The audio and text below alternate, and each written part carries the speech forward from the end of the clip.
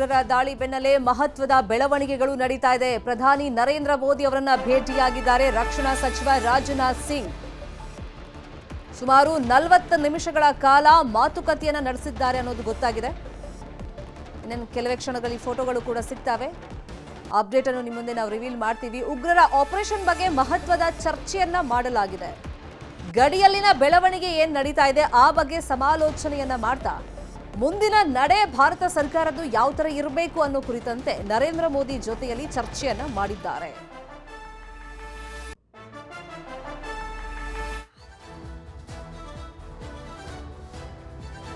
ಗಡಿಯಲ್ಲಿ ಆತಂಕದ ಪರಿಸ್ಥಿತಿ ಇದೆ. ಈ ನಿಟ್ಟಿನಲ್ಲಿ ಭಾರತ ಸರ್ಕಾರ ಮುಂದೆ ಯಾವ ತರ ಹೆಜ್ಜೆಗಳನ್ನ ಇಡಬೇಕು, ನಡೆ ಯಾವ ತರ ಇರಬೇಕು ಅನ್ನೋ ಕುರಿತಂತೆ ಮಹತ್ವದ ಭೇಟಿ ಇದು. ಮೊನ್ನೆಯಲ್ಲೂ ನಾವು ನೋಡ್ತಾ ಇದ್ದೀವಿ, ಸಭೆ ಮೇಲೆ ಸಭೆಗಳು ನಡೀತಾಲೇ ಇದೆ. ಆದರೆ ಇವತ್ತಿನ ಈ ಸಭೆ ಏನಿದೆ ಇನ್ನಷ್ಟು ಮಹತ್ವವನ್ನ ಪಡ್ಕೊಂಡಿದೆ. ಒಂದು ಕಡೆ ಸ್ಥಳೀಯರು ಉಗ್ರರಿಗೆ ಯಾರೆಲ್ಲ ಸಹಕಾರ ಕೊಟ್ಟಿದ್ರು ಅವರನ್ನ ಲಿಸ್ಟ್ ಮಾಡಿಕೊಳ್ಳಲಾಗಿದೆ.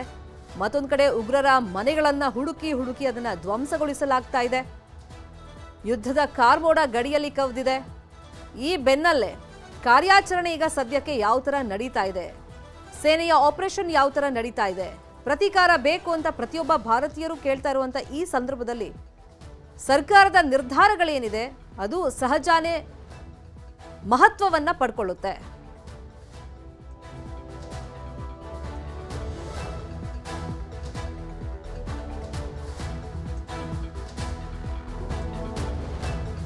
ರಾಜನಾಥ್ ಸಿಂಗ್ ಅವರು ನರೇಂದ್ರ ಮೋದಿ ಅವರನ್ನ ಭೇಟಿಯಾಗಿದ್ದಾರೆ. ಪ್ರಧಾನಿ ನಿವಾಸದಲ್ಲೇ ಭೇಟಿಯಾಗಿ ಯುದ್ಧದ ಸಿದ್ಧತೆ ಬಗ್ಗೆ ಹಾಗಾದ್ರೆ ಮಾಹಿತಿ ನೀಡಿದ್ರ. ಸಹಜವಾಗಿ ಒಂದು ಕುತೂಹಲ. 40 ನಿಮಿಷ ಮಹತ್ವದ ಚರ್ಚೆಯನ್ನ ಮಾಡಿದ್ದಾರೆ. ಪಹಲ್ಗಾಮ್ ದಾಳಿ, ಗಡಿಯಲ್ಲಿನ ವಾತಾವರಣ, ಸೇನೆಯ ಆಪರೇಷನ್, ಆಕ್ರಮಣ ಯಾವ ತರ ನಡೀತಾ ಇದೆ, ಪ್ರತೀಕಾರ ಯಾವ ತರ ತಗೊಳ್ಬೇಕು ಅನ್ನೋ ನಿಟ್ಟಿನಲ್ಲಿ 40 ನಿಮಿಷ ಮಾತುಕತೆಯನ್ನ ನಡೆಸಿದ್ದಾರೆ. LOC ಬಳಿಯ 42 ಉಗ್ರರನ್ನ ಟಾರ್ಗೆಟ್ ಮಾಡಲಾಗಿದೆ. ಈಗ ನೋ ಫಸ್ಟ್ ಪಾಲಿಸಿ ಬದಲಾವಣೆ ಮಾಡುವಂತ ಸಾಧ್ಯತೆಗಳಿದೆ. ಮೊದಲು ಅಣ್ವಸ್ತ್ರ ಬಳಸಲ್ಲ ಅನ್ನೋ ಭಾರತ ನೀತಿ ಬದಲಿಸುವಂತ ಚಾನ್ಸಸ್ ಇದೆ. ಯಾಕಂದ್ರೆ ಓಪನ್ ಆಗಿ ಪಾಕಿಸ್ತಾನದವ್ರು ಹೇಳ್ತಾ ಇದಾರಲ್ಲ, 130 ನ್ಯೂಕ್ಲಿಯರ್ ಬಾಂಬ್ ಹಿಂದೂಸ್ತಾನ್ಗೋಸ್ಕರ ಅಂದ್ರೆ ಭಾರತಕ್ಕೋಸ್ಕರನೇ ಇಟ್ಟಿದ್ದೀವಿ, ನಾವು ಪ್ರಯೋಗ ಮಾಡಬೇಕಾಗತ್ತೆ ಅದನ್ನ ಅಂತ ಹೇಳ್ತಾ ಇದಾರಲ್ಲ ಅವರು. ಇನ್ನು ಪಾಕ್ ಆಕ್ರಮಿತ ಕಾಶ್ಮೀರ ಮರುವಶಕ್ಕೆ ಭಾರತ ಈ ಮುಖಾಂತರ ಮುನ್ನುಡಿಯನ್ನ ಬರೆಯುತ್ತಾ ಪ್ರಯತ್ನವನ್ನ ಪಡುತ್ತಾ ಅನ್ನೋದು ಈಗಿರುವಂತ ಕುತೂಹಲ. ಒಟ್ಟು 40 ನಿಮಿಷಗಳ ಮಾತುಕತೆಯಲ್ಲಿ ಪಾಕಿಸ್ತಾನವನ್ನ ಯಾವ ತರ ಟಾರ್ಗೆಟ್ ಮಾಡಬೇಕು ಅನ್ನೋ ಕುರಿತಂತೆ ಚರ್ಚೆಯನ್ನ ಮಾಡಲಾಗಿದೆ. ಒಂದಿಷ್ಟು ಪಾಲಿಸಿಗಳಲ್ಲಿ ಬದಲಾವಣೆ ಮಾಡುವಂತ ಸಾಧ್ಯತೆಗಳಿದೆ. ಆ ಬಗ್ಗೆನೂ ಕೂಡ ಮಹತ್ವದ ಚರ್ಚೆಯನ್ನ ನರೇಂದ್ರ ಮೋದಿ ಜೊತೆಯಲ್ಲಿ ರಾಜನಾಥ್ ಸಿಂಗ್ ಅವರು ಮಾಡಿದ್ದಾರೆ. ಒಟ್ಟಿನಲ್ಲಿ ಪಹಲ್ಗಾಮ್ ಉಗ್ರರ ದಾಳಿಗೆ ಪ್ರತೀಕಾರವಾಗಿ ಪಾಕಿಸ್ತಾನಕ್ಕೆ ಯಾವ ತರ ಬಿಸಿ ಮುಟ್ಟಿಸಬೇಕು, ಹೊಡೆತವನ್ನ ಕೊಡಬೇಕು ಅನ್ನೋ ಕುರಿತಂತೆ ಮಹತ್ವದ ಚರ್ಚೆಯನ್ನ ರಾಜನಾಥ್ ಸಿಂಗ್ ಅವರು ನರೇಂದ್ರ ಮೋದಿ ಅವರ ಜೊತೆ ಮಾಡಿದ್ದಾರೆ. ಯುದ್ಧ ಸಿದ್ಧತೆ ಬಗ್ಗೆ ರಾಜನಾಥ್ ಸಿಂಗ್ ಅವರು ಮಾಹಿತಿಯನ್ನ ನರೇಂದ್ರ ಮೋದಿ ಅವರಿಗೆ ಕೊಟ್ಟಿದ್ದಾರೆ ಅಂತಾನೂ ಕೂಡ ಮಾಹಿತಿ ನ್ಯೂಸ್ 18 ಲಭ್ಯವಾಗಿದೆ. ಯಾಕಂದ್ರೆ ಈಗ ಸಮರಾಭ್ಯಾಸವನ್ನ ಭಾರತೀಯ ಸೇನೆ ಮೊನ್ನೆಯಿಂದ ಮಾಡ್ತಾ ಇದೆ. ಇವತ್ತು ರಫೇಲ್ ಯುದ್ಧ ವಿಮಾನಕ್ಕೂ ಒಪ್ಪಂದಕ್ಕೆ ಸಹಿಯನ್ನ ಹಾಕಲಾಗುತ್ತೆ. ಇದೆಲ್ಲ ಬೆಳವಣಿಗೆ ಗಮನಿಸ್ತಾ ಇದ್ರೆ ಗಡಿಯಲ್ಲಿ ಯುದ್ಧದ ಕಾರ್ಮೋಡ ಏನ್ ಕವಿದಿತ್ತು, ಆ ಯುದ್ಧ ನಡೆಯುವಂತ ಸಾಧ್ಯತೆ ಇದೆ. ಪಹಲ್ಗಾಮ್ ದಾಳಿಯ ಮತ್ತಷ್ಟು ವಿಷಯಗಳು ಇದೀಗ ಬಯಲಿಗೆ ಬರ್ತಾ ಇದೆ. ಉಗ್ರರಿಂದ ಚೀನಾದ ಮೆಸೇಜಿಂಗ್ ಆಪ್ ಅನ್ನ ಬಳಕೆ ಮಾಡಲಾಗಿದೆ. ತನಿಖೆ ಸಂದರ್ಭದಲ್ಲಿ ಆಪ್ ಬಳಕೆ ಬಗ್ಗೆ ಸಾಕ್ಷ್ಯ ಪತ್ತೆಯಾಗಿದೆ. ಇದಕ್ಕೆ ಕಳ್ಳಾಟ ಆಡ್ತಿರೋದು ಚೀನಾ. ಪಾಕಿಸ್ತಾನದ ಹ್ಯಾಂಡ್ಲರ್ಸ್ ಜೊತೆಯಲ್ಲಿ ನಂಟನ್ನ ಹೊಂದಲಾಗಿತ್ತು. ಪಾಕ್ ಉಗ್ರರ ಜೊತೆ ಮಾತನಾಡಿದ್ದಾರೆ 4 ಜನ ಉಗ್ರರು. ಪಾಕ್ ನಂಟಿನ ಬಗ್ಗೆ NIAಗೆ ಮಹತ್ವದ ಸುಳಿವು ಸಿಕ್ಕಿದೆ. ಚೀನಾ ಆಪ್ ಬಳಸಿರೋದ್ರಿಂದ ಮೆಸೇಜ್ ಡಿಲೀಟ್ ಮಾಡೋದು ಸುಲಭ. ಮೆಸೇಜ್ ಡಿಲೀಟ್ ಮಾಡಿದ್ರೆ ಅದು ರಿಟ್ರೀವ್ ಆಗೋದಿಲ್ಲ. ಚೀನಾ ಆಪ್ ಬಳಸಿದ್ರೆ ಎಸ್ಕೇಪ್ ಆಗೋದು ಸುಲಭ ಅಂತ ಹೇಳಿ ಆ ಆಪ್ ಅನ್ನೇ ಯೂಸ್ ಮಾಡಲಾಗಿದೆ. ಚೀನಾದ ಸ್ಯಾಟಲೈಟ್ ಫೋನ್ ಬಗ್ಗೆನೂ ಕೂಡ ಮಾಹಿತಿಯನ್ನ ಕಲೆಕ್ಟ್ ಮಾಡಲಾಗ್ತಾ ಇದೆ. ಬೈಸರನ್ ಕಣಿವೆಯಲ್ಲಿ ಚೀನಾದ ಸ್ಯಾಟಲೈಟ್ ಫೋನ್ ಅನ್ನ ಬಳಕೆ ಮಾಡಲಾಗಿದೆ. 4 ಜನ ಉಗ್ರರು ಪಾಕಿಸ್ತಾನದ ಜೊತೆಗೆ ಲಿಂಕ್ ಅನ್ನ ಹೊಂದಿರೋದು ಇದೀಗ ಬಯಲಿಗೆ ಬಂದಿದೆ. ಮಹತ್ವದ ಸಾಕ್ಷ್ಯ ಸಿಕ್ಕಿದೆ. ಪಾಕಿಸ್ತಾನ ಏನ್ ಹೇಳ್ತಾ ಇತ್ತು, ಈ ಘಟನೆಗೂ ನಮಗೂ ಸಂಬಂಧ ಇಲ್ಲ, ಜಾಗತಿಕ ಮಟ್ಟದಲ್ಲಿ ಪಾಕಿಸ್ತಾನವನ್ನ ಕೆಟ್ಟದಾಗಿ ಬಿಂಬಿಸುವಂತ ಪ್ರಯತ್ನವನ್ನ ಭಾರತ ಮಾಡ್ತಾ ಇದೆ, ತನಿಖೆ ಮಾಡ್ಲಿ, ಯಾರು ತಪ್ಪಿದೆ ಅಂತ ಗೊತ್ತಾಗುತ್ತೆ ಅಂತ ಪಾಕಿಸ್ತಾನ ಹೇಳ್ತಾ ಇದ್ರೆ ಉರಿಯೋ ಬೆಂಕಿಗೆ ತುಪ್ಪ ಸುರಿದಂಗೆ ಚೀನಾನು ಪಾಕಿಸ್ತಾನ ಪರವಾಗಿ ನಿಂತ್ಕೊಂಡು ಇದೇ ಮಾತನ್ನ ಹೇಳ್ತಾ ಇತ್ತು. ಇವಾಗ ಮಹತ್ವದ ಸಾಕ್ಷಿಗಳು ಸಿಗ್ತಾ ಇದೆಯಲ್ಲ, ಪಾಕಿಸ್ತಾನದ ನಂಟಿದೆ, ಅಲ್ಲಿನ ಉಗ್ರರೇ ಇಲ್ಲಿ ಮಾಡಿಸಿರೋದು ಅಂತ ಹೇಳಕ್ಕೆ. ಇದಕ್ಕೆ ಪಾಕಿಸ್ತಾನ ಏನ್ ಹೇಳುತ್ತೆ ನೋಡ್ಬೇಕು. 2020ರಲ್ಲೇ ಭಾರತದಲ್ಲಿ ಬ್ಯಾನ್ ಆಗಿದೆ ಚೀನಾದ ಈ ಮೆಸೇಜಿಂಗ್ ಆಪ್. ಆದರೂ ಉಗ್ರರು ಈ ಚೀನಾದ ಆಪ್ ಅನ್ನ ದಾಳಿಗೆ ಬಳಸಿದ್ದಾರೆ ಅನ್ನುವಂಥ ಮಹತ್ವದ ಅಂಶ ಎನ್ಐಎ ತನಿಖೆ ಸಂದರ್ಭದಲ್ಲಿ ಸಾಕ್ಷಿ ಸಮೇತ ಬಯಲಿಗೆ ಬಂದಿದೆ. ಇನ್ನು 4 ಜನ ಉಗ್ರರು ಈ ಕೃತ್ಯದಲ್ಲಿ ಏನು ಪಾಲ್ಗೊಂಡಿದ್ದಾರೆ, ದಾಳಿಯಲ್ಲಿ ಪಾಲ್ಗೊಂಡಿದ್ರಲ್ಲ, ಸೊ ಅವರು ಪಾಕಿಸ್ತಾನ ಜೊತೆಗೆ ಮಾತಾಡಿರುವುದು, ಅಲ್ಲಿನ ಉಗ್ರರ ಜೊತೆ ಸಂಪರ್ಕದಲ್ಲಿರೋದು ಕೂಡ ಮಹತ್ವದ ಸಾಕ್ಷಿ ಈಗ ಸಿಕ್ಕಿದೆ. ಪಾಕಿಸ್ತಾನದ ಹ್ಯಾಂಡ್ಲರ್ ಜೊತೆಗೆ ನಂಟನ್ನ ಹೊಂದಿದ್ರು 4 ಜನ ಉಗ್ರರು ಪಾಕ್ ಉಗ್ರರ ಜೊತೆ ಮಾತನಾಡಿದ್ರು. ಉಗ್ರರಿಂದ ಚೀನಾದ ಮೆಸೇಜ್ ಆಪ್ ಅನ್ನ ಬಳಕೆ ಮಾಡಲಾಗಿದೆ. ಈ ಬಗ್ಗೆ ಎನ್ಐಎಗೆ ಮಹತ್ವದ ಸಾಕ್ಷ್ಯ ಪತ್ತೆಯಾಗಿದೆ, ಸಿಕ್ಕಿದೆ. ಮತ್ತೊಂದು ಮಹತ್ವದ ಬೆಳವಣಿಗೆ ಅಂತಂದ್ರೆ ಪಾಕ್ ಮೂಲದ ಯೂಟ್ಯೂಬ್ ಚಾನೆಲ್ಗಳನ್ನ ಭಾರತದಲ್ಲಿ ಬಂದ್ ಮಾಡಲಾಗಿದೆ. ಸುಮಾರು 40ಕ್ಕೂ ಅಧಿಕ ಪಾಕ್ ಮೂಲದ ಚಾನೆಲ್ ಅನ್ನ ಬಂದ್ ಮಾಡಲಾಗಿದೆ.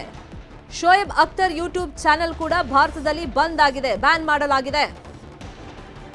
ಒಂದು ಕಡೆ ರಾಜತಾಂತ್ರಿಕವಾಗಿ ಯುದ್ಧವನ್ನ ಭಾರತ ಮೊನ್ನೆನೇ ಸಾರಿದ್ದಾಗಿದೆ. ಇನ್ನೊಂದು ಕಡೆ ಯೂಟ್ಯೂಬ್ ಶಾಕ್ ಅನ್ನು ಕೂಡ ಭಾರತ ಪಾಕಿಸ್ತಾನಕ್ಕೆ ಕೊಟ್ಟಿದೆ. ಪ್ರಮುಖ ಯೂಟ್ಯೂಬ್ ಚಾನೆಲ್ಗಳು ಪಾಕಿಸ್ತಾನದ್ದು Dawn News, Arzoo Kazmi, ARY News, Savera Pasha, CBA, Wasay Habib, Tanveer Sen, Sana Amjad, Husna Manahe ಸೇರಿದಂತೆ ಹಲವು ಯೂಟ್ಯೂಬ್ ಚಾನೆಲ್ಗಳನ್ನ ಬಂದ್ ಮಾಡಲಾಗಿದೆ. ಶೋಯಿಬ್ ಅಖ್ತರ್ ಚಾನೆಲ್ ಕೂಡ ಬಂದ್ ಆಗಿದೆ. ಪಾಕ್ ಯೂಟ್ಯೂಬ್ ಚಾನೆಲ್ಗಳನ್ನು ಭಾರತದಲ್ಲಿ ಬಂದ್ ಮಾಡಲಾಗಿದೆ. ಸದ್ಯಕ್ಕೆ ಇದಕ್ಕೆ ನಿರ್ಬಂಧವನ್ನ ಹೇರಲಾಗಿದೆ. 40ಕ್ಕೂ ಅಧಿಕ ಪಾಕ್ ಮೂಲದ ಚಾನೆಲ್ಗಳನ್ನ ಬಂದ್ ಮಾಡಲಾಗಿದೆ.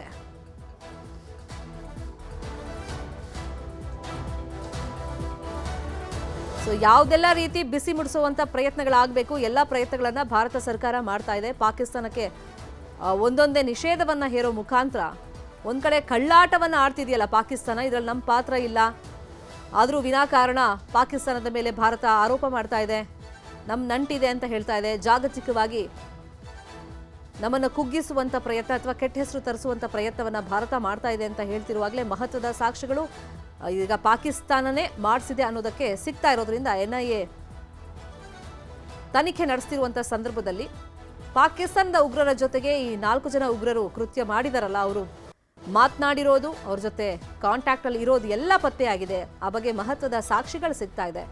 ಈ ಬೆನ್ನಲ್ಲೇ ಪಾಕ್ ಮೂಲದ ಯೂಟ್ಯೂಬ್ ಚಾನೆಲ್ಗಳನ್ನ ಭಾರತದಲ್ಲಿ ಬಂದ್ ಮಾಡಲಾಗಿದೆ, ನಿಷೇಧವನ್ನ ಹೇರಲಾಗಿದೆ.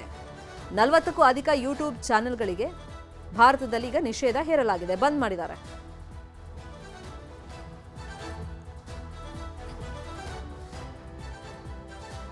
ಈ ದಾಳಿಗೆ ಸಂಬಂಧಪಟ್ಟಂತೆ ಲೇಟೆಸ್ಟ್ ಬೆಳವಣಿಗೆಗಳು ಏನಾಗ್ತದೆ, ಈ ಬಗ್ಗೆ ಇನ್ನಷ್ಟು ಡೀಟೇಲ್ ಆಗಿ ಇನ್ಫಾರ್ಮೇಶನ್ ಕೊಡ್ತಾ ಹೋಗೋದಕ್ಕೆ ಫೋನ್ ಸಂಪರ್ಕದಲ್ಲಿ ಕನೆಕ್ಟ್ ಆಗಿದ್ದಾರೆ ನಮ್ಮ ನ್ಯೂಸ್ ಎಡಿಟರ್ ರಾಘವೇಂದ್ರ ಗುಡಿ.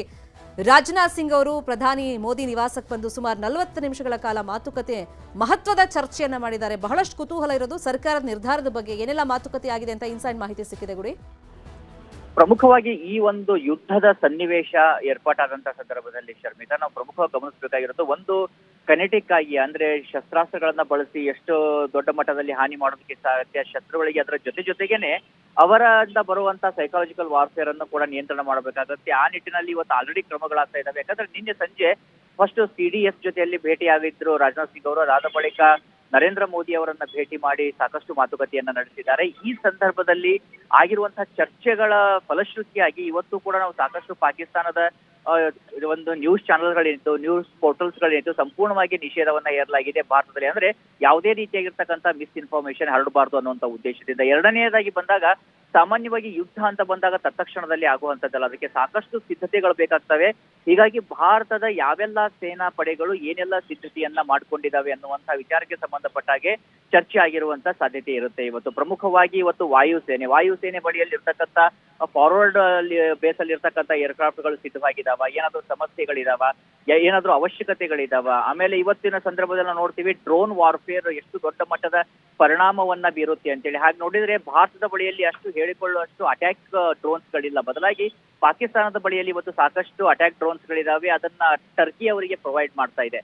ಹೀಗಾಗಿ ಅಟ್ಯಾಕ್ ಡ್ರೋನ್ ಗಳನ್ನ ಅವ್ರು ಬಳಕೆಯನ್ನ ಮಾಡಿದಂತ ಸಂದರ್ಭದಲ್ಲಿ ನಾವು ಅದನ್ನ ಹೇಗೆ ನಿಯಂತ್ರಣ ಮಾಡಬೇಕು ಅನ್ನುವಂಥದ್ದು ಕೂಡ ಪ್ರಮುಖವಾಗಿರ್ತಕ್ಕಂಥ ಚರ್ಚೆ ಆಗಿರುವಂತದ್ದು. ಎರಡನೇದಾಗಿ ಸ್ವಾರ್ನ್ ಡ್ರೋನ್ಸ್ ಅಂದ್ರೆ ನಾವೀಗ ಹಕ್ಕಿಗಳು ಹೇಗೆ ಹಾರು ಬರ್ತಾವಲ್ಲ, ಸಾವಿರಾರು ಹಕ್ಕಿಗಳು ಒಟ್ಟಿಗೆ, ಅದೇ ರೀತಿಯಾಗಿ ಒಟ್ಟಿಗೆ ಒಂದಿಷ್ಟು ಡ್ರೋನ್ಸ್ ಗಳು ಹಾರು ಬರುವಂತ ಟೆಕ್ನಾಲಜಿಗಳು ಕೂಡ ಇವತ್ತಿದಾವೆ. ಅದನ್ನ ಚೀನಾ ಪಾಕಿಸ್ತಾನಕ್ಕೆ ಪ್ರೊವೈಡ್ ಮಾಡುವಂತ ಸಾಧ್ಯತೆ ಇರುತ್ತೆ. ಒಂದು ವೇಳೆ ಆ ರೀತಿಯಾಗಿರ್ತಕ್ಕಂಥ ಒಂದಿಷ್ಟು ಡ್ರೋನ್ಸ್ ಗಳನ್ನ ಪ್ರೊವೈಡ್ ಮಾಡಿದ್ರೆ ಭಾರತ ಅದನ್ನ ಹೇಗೆ ಹ್ಯಾಂಡಲ್ ಮಾಡಬೇಕು? ಯಾಕಂದ್ರೆ ನೋಡಿ, ಇವತ್ತು ಕೆಳಗಡೆ ಅಥವಾ ನಾವು ಎಷ್ಟೇ ಕಾಸ್ಟ್ಲಿ ಆಗಿರ್ತಕ್ಕಂಥ ಅಟ್ಯಾಕ್ ಹೆಲಿಕಾಪ್ಟರ್ಸ್ ಅಥವಾ ಅಟ್ಯಾಕ್ ವಿಮಾನಗಳು ಇದ್ರೂ ನಮ್ಮ ಬಳಿಯಲ್ಲಿ ಈ ಡ್ರೋನ್ಸ್ಗಳು ಕಡಿಮೆ ದುಡ್ಡು ಮಾಡುವಂತ ಹಾನಿ ಮಾತ್ರ ಅತ್ಯಂತ ಹೆಚ್ಚಾಗಿರುವಂತದ್ದು. ಹೀಗಾಗಿ ಅದನ್ನ ಹೇಗೆ ನಿಯಂತ್ರಣ ಮಾಡ್ತಾರೆ, ಅದನ್ನ ಯಾವ ರೀತಿಯಾಗಿ ಎದುರಿಸೋಕೆ ಸಿದ್ಧವಾಗಿದ್ದೀವ ನಾವು ಅನ್ನುವಂಥ ವಿಚಾರಕ್ಕೆ ಸಂಬಂಧಪಟ್ಟ ಹಾಗೆ ಕೂಡ ಚರ್ಚೆಗಳು ಆಗಿರುವಂತಹ ಸಾಧ್ಯತೆ ಇರುತ್ತೆ. ಇನ್ನೊಂದು ಪ್ರಮುಖವಾದಂತಹ ವಿಚಾರ, ಇಂಥ ಸಂದರ್ಭದಲ್ಲಿ ಇಂಟೆಲಿಜೆನ್ಸ್ ಗ್ಯಾದರಿಂಗ್ ಅತ್ಯಂತ ಮುಖ್ಯವಾಗುತ್ತೆ. ಆ ನಿಟ್ಟಿನಲ್ಲಿ ನಾವು ಕಾರ್ಗಿಲ್ ವಾರ್ ಸಂದರ್ಭದಲ್ಲೂ ಕೂಡ ನೋಡಿದ್ವಿ, ನಮಗೆ ಇಂಟೆಲಿಜೆನ್ಸ್ ಗ್ಯಾದರಿಂಗ್ ಅಲ್ಲಿ ಇಸ್ರೇಲ್ ಸಾಕಷ್ಟು ಸಹಾಯವನ್ನ ಮಾಡಿತ್ತು. ಈ ಬಾರಿ ಕೂಡ ಭಾರತ ಸಶಕ್ತವಾಗಿದೆಯಾ ಈ ದೃಷ್ಟಿಯಲ್ಲಿ, ಅಥವಾ ನಾವು ಹೊರ ದೇಶದ ಅಥವಾ ಇಸ್ರೇಲ್ ರೀತಿಯಾಗಿರ್ತಕ್ಕಂಥ ದೇಶದ ಸಹಾಯವನ್ನ ತೆಗೆದುಕೊಳ್ಳುವ ಬೇಕಾಗಬಹುದಾ? ಆ ನಿಟ್ಟಿನಲ್ಲಿ ಯಾವ ರೀತಿಯಾದಂತಹ ಕ್ರಮಗಳಾಗಬೇಕು ಅನ್ನುವಂಥ ವಿಚಾರಕ್ಕೆ ಸಂಬಂಧಪಟ್ಟ ಹಾಗೆ ಕೂಡ ಚರ್ಚೆ ಆಗಿರುತ್ತೆ. ಅದರ ಜೊತೆಗೆ ನಾವು ಈಗ ಭಾರತದ ಸೇನಾ ಪಡೆಗಳು ಬಂದಾಗ ಒಂದು ಕಡೆ BSF ಇದೆ, ಇನ್ನೊಂದು ಕಡೆ CRPF ಇದೆ, ಮತ್ತೊಂದು ಕಡೆಯಿಂದ ಕಮಾಂಡೋ ಪಡೆಗಳಿದಾವೆ, ರಾಷ್ಟ್ರೀಯ ರೈಫಲ್ಸ್ ಇದೆ, ಆಮೇಲೆ ನ್ಯಾಷನಲ್ ಭದ್ರತೆಗೆ ಸಂಬಂಧಪಟ್ಟ ಹಾಗೆ ಕೂಡ ಸಾಕಷ್ಟು ಪಡೆಗಳು ನಮ್ಮ ಬಳಿಯಲ್ಲಿ ಇರೋದ್ರಿಂದ ಅವುಗಳ ಸಿಂಕ್ರನೈಸ್ ಆಗಂತ ದಾಳಿಗಳು ಮಾಡೋದಕ್ಕೆ ಬೇಕಾದಂತ ಗುಡಿ, ಒಂದ್ ಕಡೆ ಯುದ್ಧದ ಸಿದ್ಧತೆ ಬಗ್ಗೆ ಚರ್ಚೆ ಮಹತ್ವದ ನಡೀತಾ ಇದೆ, ಮತ್ತೊಂದು ಕಡೆ ಇಷ್ಟು ದಿನ ಪಾಕಿಸ್ತಾನ ದಾಳಿ ಆದ್ಮೇಲೆ ಕಳ್ಳಾಟ ಆಡ್ತಾ ಇತ್ತು, ನಮಗೂ ಇದಕ್ಕೂ ಸಂಬಂಧ ಇಲ್ಲ, ಜಾಗತಿಕ ಮಟ್ಟದಲ್ಲಿ ಕೆಟ್ಟ ಹೆಸರನ್ನ ಪಾಕಿಸ್ತಾನಕ್ಕೆ ತರೋ ಪ್ರಯತ್ನ ಭಾರತ ಮಾಡ್ತಾ ಇದೆ ಅಂತ. ಬಟ್ ಪಾಕಿಸ್ತಾನದ ಜೊತೆ ಲಿಂಕ್ ಇದೆ ಅನ್ನೋದಕ್ಕೆ NIA ಇಂದ ಮಹತ್ವದ ಸಾಕ್ಷಿ ಸಿಕ್ಕಿದೆ. ಅದು ಚೀನಾ ಮೆಸೇಜಿಂಗ್ ಆಪ್ ಯೂಸ್ ಮಾಡಿ ಇಲ್ಲಿನ ಉಗ್ರರು 4 ಜನ ಪಾಕಿಸ್ತಾನದ ಉಗ್ರರ ಜೊತೆ ಮಾತಾಡಿದ್ದಾರೆ, ನಂಟನ್ನ ಇಟ್ಕೊಂಡಿದ್ದಾರೆ. 2020ರಲ್ಲಿ ಈ ಆಪ್ಗಳು ಬ್ಯಾನ್ ಆಗಿದ್ರು ಕೂಡ ಹೆಂಗ್ ಯೂಸ್ ಮಾಡಿದ್ರು ಅಂತ ಸಹಜವಾಗಿ ಒಂದು ಪ್ರಶ್ನೆ.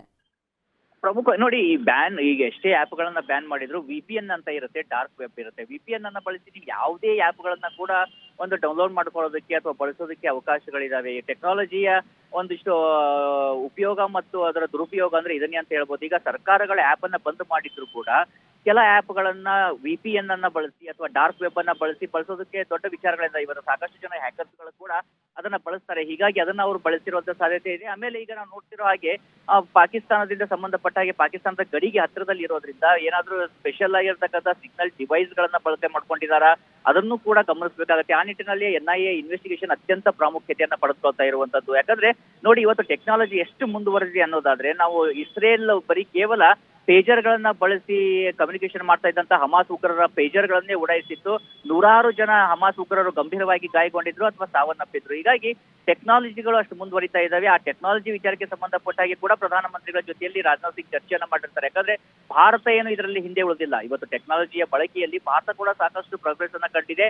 ಹೀಗಾಗಿಯೇ ಆ ಒಂದು ಆಪ್ ಅನ್ನ ಬಳಸಿ ಅವರು ಎನ್ಕ್ರಿಪ್ಟೆಡ್ ಮೆಸೇಜ್ ಅನ್ನ ಈ ಬಳಕೆ ಮಾಡಿದ್ರು ಅಂತ ಗೊತ್ತಾಗುವಂತದ್ದು. ಆ ನಿಟ್ಟಿನಲ್ಲಿ ನಮಗೆ FBI ದಿಂದ ಕೂಡ ಸಾಕಷ್ಟು ಸಹಾಯ ಸಿಗ್ತಾ ಇದೆ ಅನ್ನುವಂತ ಮಾಹಿತಿಗಳು ಕೂಡ ಇದಾವೆ. ಅದಕ್ಕೆ ಉದಾಹರಣೆಗೆ ಕಾಶ್ ಪಟೇಲ್ ಅವರು ನಿನ್ನೆ ಮಾಡಿದಂತ ಟ್ವೀಟ್ ಸಾಕ್ಷಿಯಾಗಿದೆ. ಶರ್ಮಿತಾ, ಥ್ಯಾಂಕ್ ಯು ರಾಘವೇಂದ್ರ, ಮಾಹಿತಿಯನ್ನು ಕೊಟ್ಟಿದ್ದಕ್ಕೆ.